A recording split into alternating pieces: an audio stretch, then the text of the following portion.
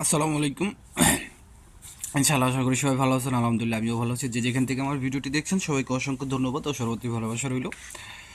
অবশ্যই আপনারা ভিডিও টাইটেলটা দেখছেন, তো যেটা এখানে দেওয়া আছে যে আটকে পড়া যে ফাইলগুলি আসলো সেগুলার যে ভিসা, মানে যারা ভিসা প্রত্যাশী, যারা ভিসা পাবে সেগুলা দ্রুত সমাধানের কথা দিয়েছে যে ইতালির পররাষ্ট্রমন্ত্রী, যে গতকালকে আসছিল বাংলাদেশে। তো এই বিষয়ে আমি ছোট করে আপনাদেরকে এটার একটা ভিডিও দিব, এটা আপনারা দেখবেন ভিডিও শুরুতেই। ভিএফএস গ্লোবালের আপডেট এবং অ্যাপয়েন্টমেন্ট নিয়ে কিছু কিছু কথা হবে, এবং 2025-এর ফ্লোসি নিয়ে কিছু কথা হবে। ভিডিওটা একদম শর্ট, 5 মিনিটের ভিতরে করব। তো ইনশাল্লাহ পুরোটা ভিডিওটা দেখার পরে ইনশাল্লাহ শেয়ার করে দিবেন ইনশাল্লাহ।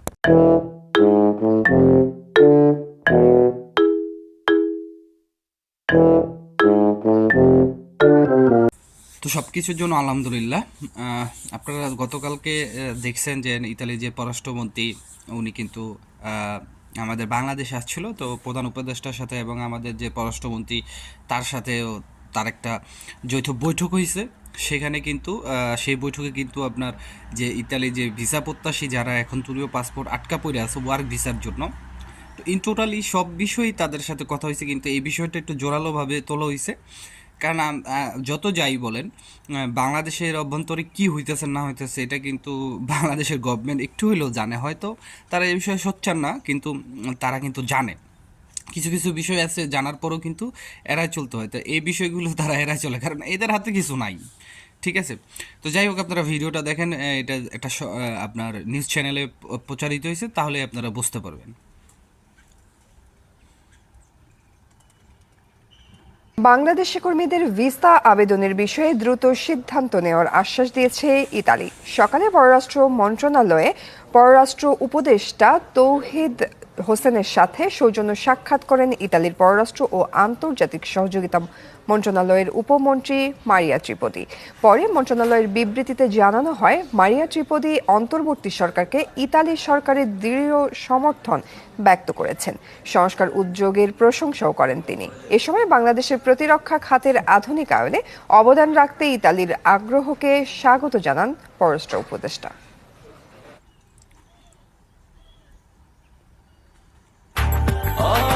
ব্রেকফাস্ট, টিফিন কিংবা স্ন্যাক টাইমে মজাদার আয়োজন মানে অল টাইম ব্রেড। তো আপনারা ভিডিওটা দেখছেন, এতটুকু দেখার পরে এতটুকু আপনাদের আশ্বস্ত করা যায় যে হয়তো খুব শীঘ্রই আপনাদের ভিসার কার্যক্রম এটা শেষ হয়ে যেতে পারে। কিন্তু মজার বিষয় হইলো এর আগে অনেক বৈঠকই হয়েছে, অ্যাম্বাসিডারের স্বয়ং অ্যাম্বাসিডারের সাথেও বৈঠক করছে।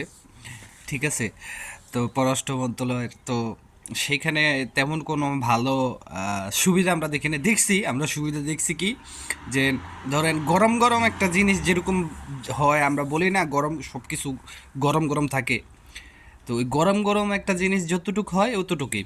যেমন আপনার এ পর্যন্ত কিন্তু কম আন্দোলন কর্মসূচি করা হইলো না। আপনার শাহাবুদ্দিন চুপ্পু পার্কে আপনার আন্দোলন করা হলো, সেখানে কিন্তু একটা আপনার লিখিত স্টেটমেন্ট দেওয়া হইলো ইতালি অ্যাম্বাসির পক্ষ থেকে, যে আপনার ফেব্রুয়ারির ভিতরে আপনার 40,000 পাসপোর্টের কাজ করা হবে। আমি জানি না, খুব আমি যদি ভুল না করি হয়তো বা 20,000 পাসপোর্টের কাজও করতে পারে নাই। মানে পাসপোর্টের কাজ করা হবে কোন বিষয়টা তারা বলছে, মানে পাসপোর্ট ফেরত দেওয়া হবে, এই এইগুলার কি এগুলারে কাজ বলে? না, এগুলারে তো কাজ বলে না। কাজ বলা হয় সেগুলো যেগুলো আপনি ধরেন আপনার ফাইলটা জমা দিছে, একটা ক্লায়েন্ট ফাইল জমা দিছে, তার এই ফাইলের ডিসিশনটা কি আসলো, হয় রিজেক্ট বা ভিসা, এই দুইটার একটা কিছু, তো সেই বিষয়টা জানাইতে পারবে। তাহলে ওইটাকে আমি ধরে নিতে পারুম যে না, একটা ফাইলের কাজ তারা সম্পূর্ণ শেষ করছে, এরকম কিন্তু শেষ হয় না। তারপরে এখন যে বিষয়টা কথা বলতে চাই, অ্যাপয়েন্টমেন্টের বিষয়টা আমাকে অনেকেই জিজ্ঞেস করতেছেন যে ভাই অ্যাপয়েন্টমেন্ট কবের কোনগুলা দিতেছে বা কোন শহরেরগুলো দিতেছে। দেখেন, অ্যাপয়েন্টমেন্ট কোনো শহর ভিত্তিক দিতেছে না, এটা আপনি লিখিত একটা মানে প্রমাণ ধরে নেন, এটা লিখিত। যদি কনজেন ভাই লিখিত দিতে পারবেন, লিখিত। কারণ পূর্ব দেখছি, আমি আগে আপনার অ্যাপ্লাই করছি, আমারটা পাই নাই, আমার পরে যে অ্যাপ্লাই করছে সে পেয়ে গেছে, কিন্তু পাইছি অবশ্যই, সে অ্যাপয়েন্টমেন্ট পাইছি। তো এই সিস্টেমটা এরকমই। দেখেন, আমি কিন্তু আপনাদের আগে থাকতেই বলছি, আমি তখন যখন অ্যাপয়েন্টমেন্ট এইভাবে শুরু হয়েছে ইমেলের মাধ্যমে তখনও বলছি, এখনও আমি আপনাদেরকে বলতেছি যে বিষয়টা হচ্ছে আপনারা অ্যাপয়েন্টমেন্টের জন্য কি আপনাদের ডুক্স ফাইলের মাধ্যমে কিন্তু অ্যাপয়েন্টমেন্টের জন্য আপনাদের অ্যাপ্লাই করার কথা ছিল।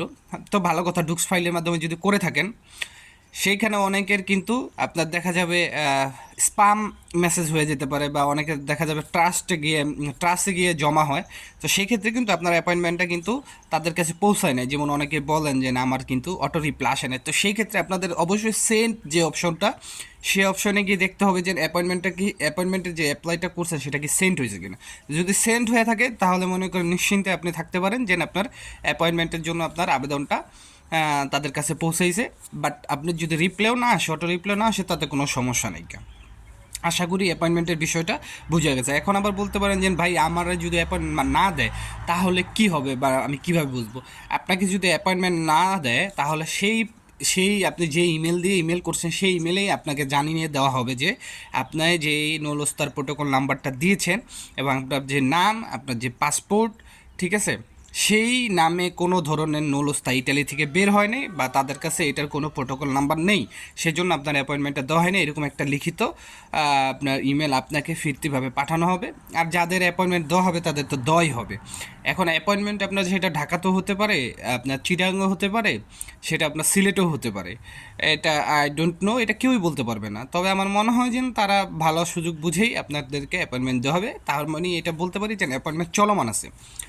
এবং সর্বশেষ ফ্লুসির যে বিষয়টা, সেটা আমাকে সবাই জিজ্ঞেস করতেছেন যে ফ্লুসি 2025 সারা বছর কি আবেদন করতে পারবেন? হ্যাঁ, আপনারা জানেন এখন তৈরিও একটা ক্লিক ডে বাকি আছে, যেটার ফর্ম পূরণ হয়তোবা মে অথবা জুন মাসের ফর্ম পূরণ করা হবে, এবং আগস্ট, সেপ্টেম্বর, অক্টোবর এই 3 মাসের ভিতরে যে কোনো একটা মাসে আপনার ক্লিক ডে করা হবে। কিন্তু এর ব্যতিক্রম এই বছর, কারণ এই বছর কোটা পূরণ হয় না, যার কারণে এখন তৈরিও কিন্তু তারা সার্ভার ওপেন রাখছে 2025 সালের ডিসেম্বরের 31 তারিখ পর্যন্ত। যে কেউ আপনি সেই ক্লিক ডের পরেও আপনি চাইলে ইতালিতে আবেদন করতে পারবেন। এটা কোনো ভুয়া নিউজ না, এটা একদম অথেন্টিক সত্য নিউজ যে যে কেউ চাইলে ইতালির ভিসার জন্য আবেদন করতে পারবে 2025 সাল পুরো বছরটা, সিজনাল এবং স্পন্সারে। আশা করি বুঝতে পারছেন। তো সবার জন্য দোয়া রইল, সবাই ভালো থাকবেন, আমার জন্য দোয়া করবেন। আসসালামু আলাইকুম, আল্লাহ হাফেজ।